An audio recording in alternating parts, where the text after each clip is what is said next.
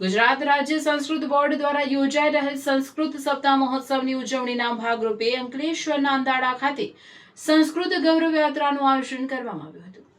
ગુજરાત રાજ્ય સંસ્કૃત બોર્ડ દ્વારા આજથી સંસ્કૃત સપ્તાહની ઉજવણીનો પ્રારંભ કરાયો છે, ત્યારે અંકલેશ્વરમાં પણ ઉજવણીના કાર્યક્રમનું આયોજન કરવામાં આવ્યું હતું।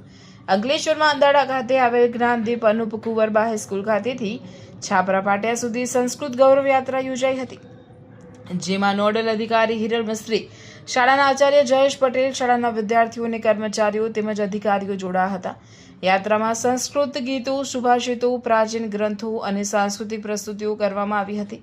રાષ્ટ્રીય શિક્ષણ નીતિ અને પ્રધાનમંત્રી નરેન્દ્ર મોદીના વિકાસ પણ વિરાસત પરના સંકલ્પને સાકાર કરવાના ઉદ્દેશ્ય સાથે સંસ્કૃત ભાષા અને ભારતની સમૃદ્ધ જ્ઞાન પરંપરાને જન જન સુધી પહોંચાડવા માટે આ મહાઅભિયાન શરૂ કરવામાં આવ્યું છે।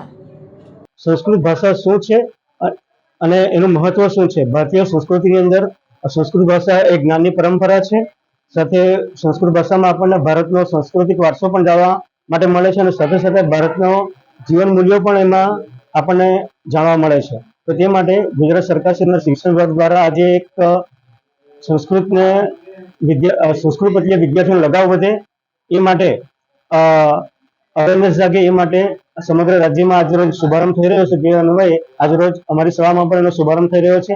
આ અન્વયે અંદાડા કેળવણી મંડળના તમામ માનનીય હોદ્દેદારશ્રીઓ સાથે તમામ અધિકારીશ્રીઓ, તાલુકાના પદાધિકારીશ્રીઓ અને સમગ્ર શાળાના વિદ્યાર્થીઓ સાથે આજે એક સરસ મજાનો સંસ્કૃતને પ્રત્યે લોકોનો લગાવ વધે એ માટે આજે શુભારંભ થઈ રહ્યો છે। અસ્તુ, જય હિન્દ।